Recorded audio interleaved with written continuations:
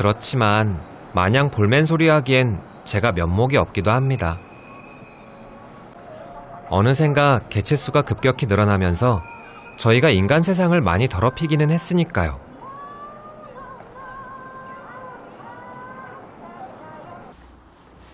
비둘기 관련 민원이 많아지면서 급기야 2009년 환경부는 조류 연구기관과 함께 비둘기의 유해성을 가늠하는 대대적인 조사를 실시했습니다.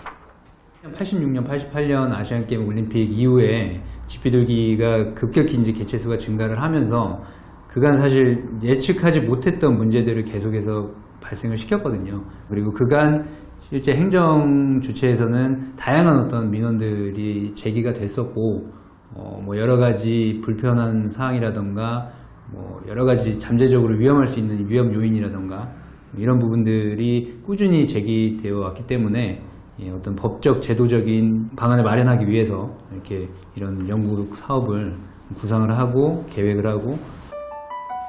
이 조사 이후 환경부는 환경부령으로 저희 집비둘기를 유해 야생동물로 분류했는데요. 저희 말고도 인간이나 가축, 농작물에 피해를 주는 새들도 여기에 포함됩니다. 보통 이제 유해 조류라고 하면은 크게는 이제 뭐 경제적인 면에서 좀 문제를 일으키는 거.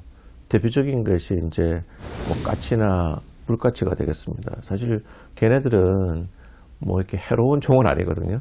그런데 이제 경제적으로 피해를 주니까 그래서 그거를 이제 농업하시는 분 아니면 이제 그 뭐 과실 같은 거 하시는 분들은 그런 피해가 많기 때문에 지정해 놓은 거죠. 부모를 도와서 자기 동생들도 키우는 새거든요. 그랬더니 외국에서 물가치를 상당히 좋아하는데 우리나라는 지금 물가치가 과실을 해를 준다 그래가지고 이게 유해 조수로 이제 해가지고 규제받고 있는 종이기 되기 때문에 상당히 어떻게 보면 억울할 수도 있죠. 저희 집비둘기가 유해 야생동물이 된 건 배설물 때문이라고 해도 과언이 아닙니다. 아이고, 제가 봐도 민망하네요. 예, 여기 보시면은 건물 바닥하고 환풍구 쪽에 배설물이 아주 심각하게 많이 쌓여 있는 것을 볼 수가 있고요. 일단 집비둘기 배설물은 강한 산성이기 때문에 건물 외벽의 부식을 촉진시키고요. 또한 그 배설물에 있는 진균성 포자로 인한 좀 질병 가능성에 또 우리가 배제를 할 수가 없습니다. 그래서 좀 배설물에 대한 관리는 좀 신경 써서 집중적으로 좀 해야 될 부분인 것 같습니다. 비둘기 같은 경우는 특히 위험한 거는 이제 비둘기는 숫자가 많거든요. 숫자가 많은데 이제 교각이나 이런 데 배설물이 있는데 이 배설물이 요산입니다. 그래서 상당히 이제 강한 산이기 때문에 뭐 철이나 아니면 그 심지어 뭐 이런 시멘트나 이런 것도 부식시킬 수가 있기 때문에 이게 보기 싫어지죠.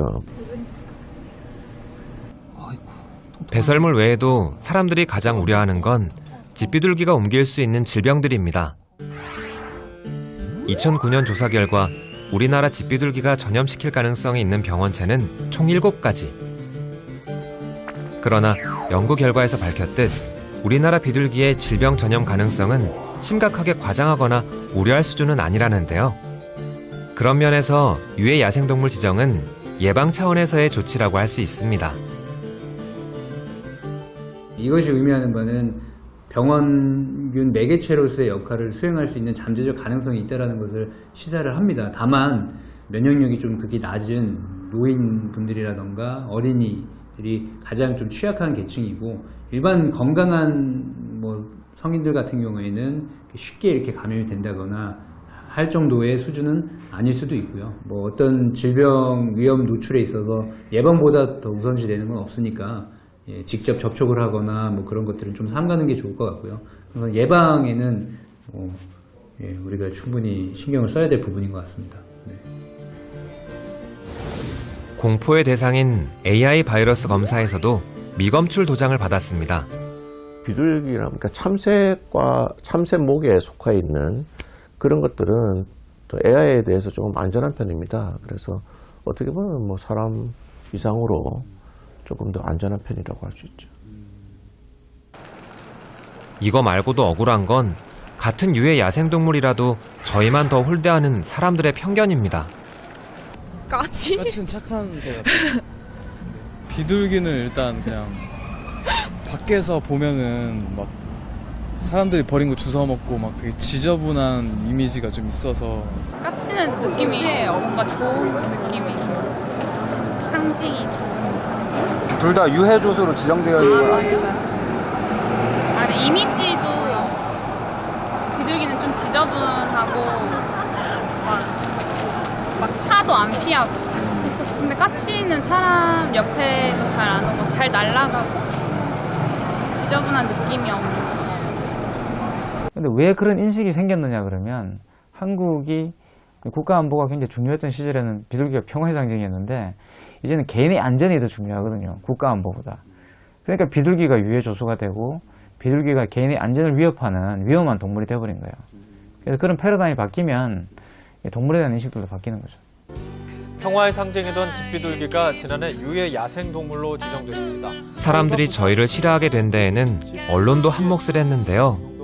비둘기의 좋은 점을 얘기하는 방송이 거의 없다는 건 심히 유감입니다. 비둘기 배설물로 문화재가 훼손되거나 사람에게 병균을 옮기는 경우도 있습니다. 이 비둘기가 이제 보도가 될 때 긍정적인 거는 잘 보도가 안 됩니다. 그러니까 보도가 이제 부정적인 면에 포커스를 딱 맞추고 있기 때문에 결국에는 부정적인 기능이 드러나는 것만 보이는 환경으로 이제 제가 잠시 몸을 의탁했던 서울시 야생동물센터. 여긴 도시에 살다 위험을 당해 다치고 찢긴 저와 같은 처지의 녀석들이 많습니다. 2주 전 집이 철거돼 미아가 된 새끼 비둘기도 여기에서 건강을 되찾았는데 그나저나 제 억울한 이야기를 하려면 이 녀석 이야기를 빼놓을 수가 없습니다. 녀석이 누구냐 하면 맹금류에 속하는 황조롱이. 도시에서 쥐 등을 잡아먹으며 질기게 살아남은 새입니다. 보시면 끈끈이에 날개 깃이 다 상했어요. 황조롱이와 같은 이 맹금류는 거기 쥐 끈끈이에 쥐가 붙어 있잖아요. 그럼 그거를 바로 처리를 안 해주시면은 그걸 먹이로 인식을 하고 위에서 날아서 들어와요. 그렇기 때문에 지금 보시다시피 날개 끝이나 이 꼬리 깃들에 그 끈끈이가 많이 묻거든요. 근데 집비둘기는 날아서 온다기보다는 그 주변을 배회하다가 온몸에 다 붙는 거죠. 걸어서 들어오는 경우가 많으니까. 더 심각하겠네요. 그렇죠. 전체적으로 다 묻어서 와요.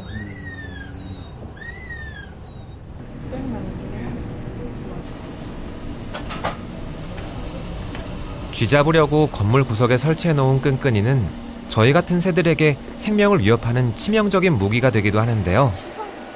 저희 비둘기도 많이 당합니다. 황조롱이처럼 저희도 신고만 해주면 이 착한 사람들이 정성으로 치료를 해줄 텐데 사람들은 늘 저희를 외면합니다.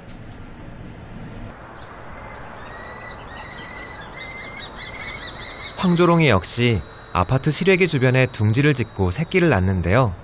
저희에겐 허락되지 않는 동정심이 녀석들에게는 발휘되는 이유가 뭘까요?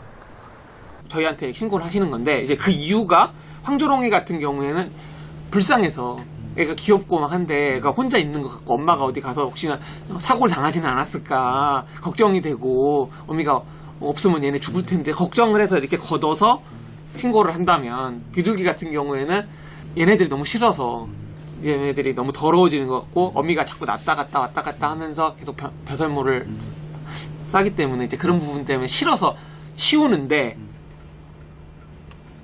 지난 6개월 동안 이곳에 신고된 자료만 봐도 둥지 철거로 미아가 된 새끼 비둘기 신고가 가장 많습니다. 지금 미아가 지금 제일 많이 들어오고 있어요. 그래서 총 뭐 25마리의 집비둘기가 들어왔는데 그 중에서 이제 뭐 미아로 들어온 아이 같은 경우는 이제 총 9마리가 지금 들어왔고요. 미아가 많다는 거는 둥지를 뭐 시래기나 어디 틀어가지고 좀 치워달라 이렇게 왔다고 봐도 되나요? 네, 보통 이제 미아 같은 경우에는 뭐 저희가 접수했을 때는 그런 경우가 좀 많이 있었습니다. 그래서 뭐 시래기나 아니면은 사람들이 지나가다 공사 현장이나 뭐 그런 경우에도 지금 이거에 대해서 저희가 공사를 들어가야 되니까 옮겨달라. 이 경우 같은 경우에는 보통 이제 다친 아이들을 보고 빠른 시일 내에 저희한테 연락을 줘야 되는데 이게 이제 좀 시간이 좀 오래 걸리다 보니까 원래 이제 골드 타임을 좀 많이 넘어서 그렇게 들어온 경우들이 많이 있거든요. 언제부터 제 처지가 이리 되었는지 옛날이 그립습니다.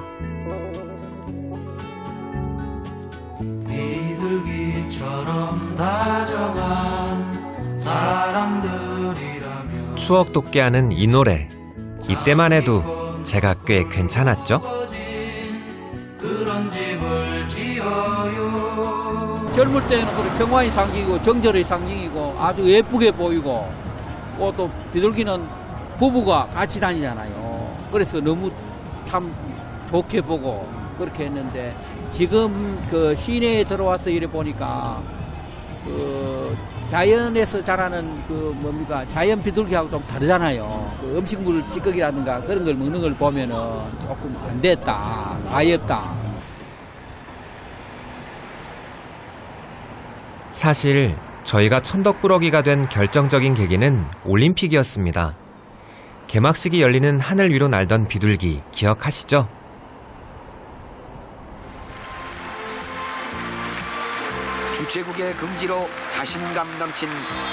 86 아시안게임, 88 올림픽을 위해 약 3,000마리의 집비둘기가 수입됐다는데요. 이것이 개체수 증가의 주 원인이 되었습니다. 참 멋있다라는 생각을 했었거든요. 흰색 비둘기가 확 날아갈 때. 하지만 개막식을 준비하면서 비둘기를 모으는데 굉장히 어려움을 겪었다. 이런 얘기를 당시 취재 당시에 어떤 관계자로부터 들었었거든요.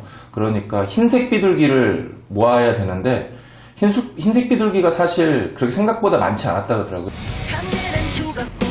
이렇게 인간들의 대형 행사를 위해 수입된 우리 조상님들. 이들은 88년 7월 잠실, 뚝섬, 여의도 등 도심 곳곳에 방사되었습니다. 심지어 시청 옥상에서는 아침마다 모이를 주며 사육을 했습니다. 또 옥상 한 구석에 아파트까지 만들어 주었습니다. 그리고 오늘에 이르렀습니다. 결국 인간 세상의 행사를 위해 이용당하고 대책 없이 용도 폐기된 게 오늘의 집비둘기 문제의 핵심. 이쯤 되면 저의 변명, 이유 있는 항변 아닐까요?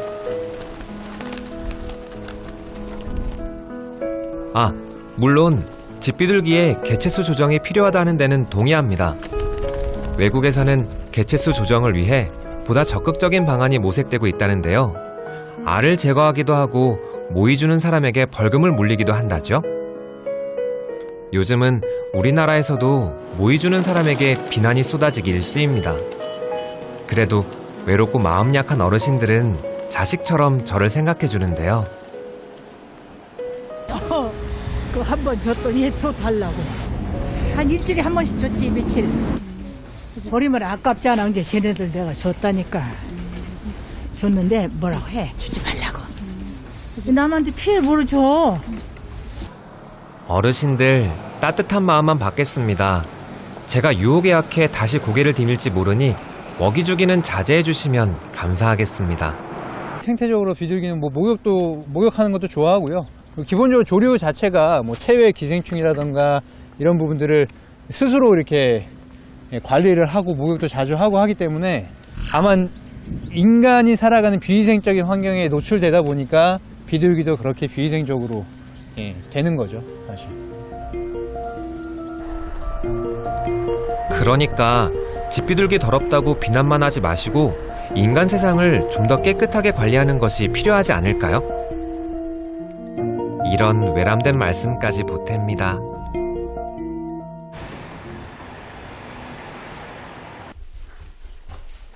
세상엔 참 특별한 사람도 많습니다.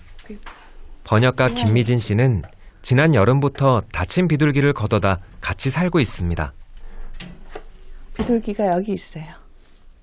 동물을 좋아하시는 빵집 사장님이 계시는데, 근데 빵집 앞에 차도에서 이제 어느 날 그 비둘기가 아마 차에 치였는지 차도에서 이렇게 날개를 늘어뜨리고 피를 흘리면서 차도에서 왔다 갔다 하고 있는 거를 비틀거리고 있는 걸 보셔서 이제 딱한 마음에 일단 주워는 오셨는데, 그 다음에 이제 어떻게 해야 될지 모르시니까 저한테 연락을 하셨어요. 이렇게 부리를 벌리고 주사기로 무릎에 앉혀놓고 다시 날기 어려울 거라고 동물병원에서도 고개를 내저었다는데요.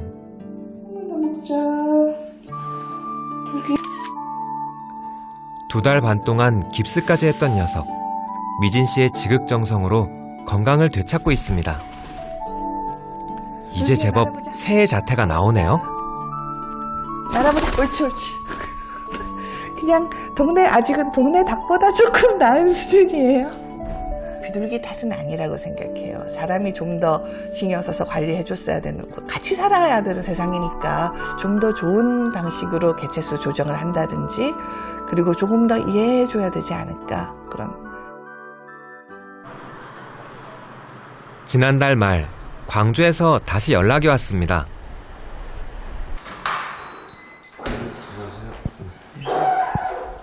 비둘기 돌보던 듬직한 청년 김엽 씨. 그 집 비둘기가 드디어 부화했답니다. 지금 한 이틀 절반 그 정도 됐다고 생각하시면 돼요. 토요일 날 부화를 했으니까 조금 지났죠, 시간이. 집에 들어오니까는 노트북을 계속 보고 계시더라고요.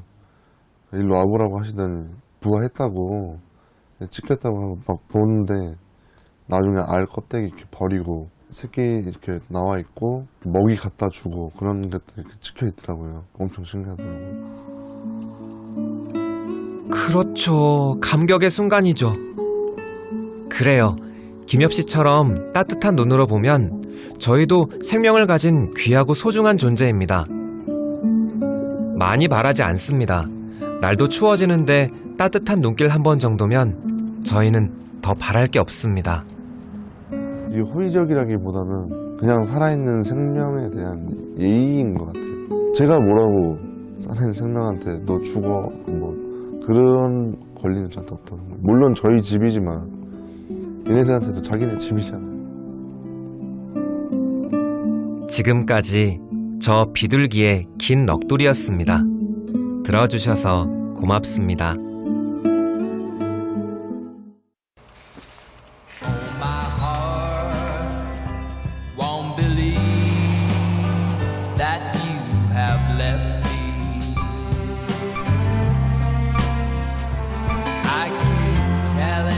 LP 음악은 감동을 받게 만듭니다.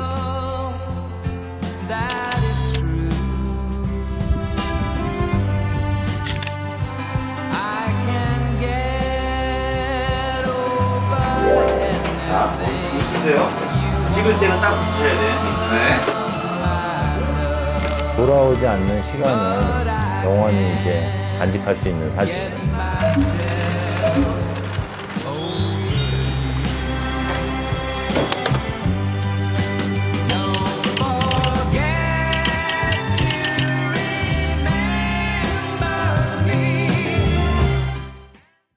열린 공간 속을 가르며 달려가는 자동차와 석양에 비추인 사람들, 도로 위를 달리는 자동차, 분주한 발걸음으로 붐비는 도심 속의 거리, 숲속의 나무들처럼 빽빽한 빌딩들 사이 화려한 네온 사인, 오늘은 이 도시 위를 날고 싶어.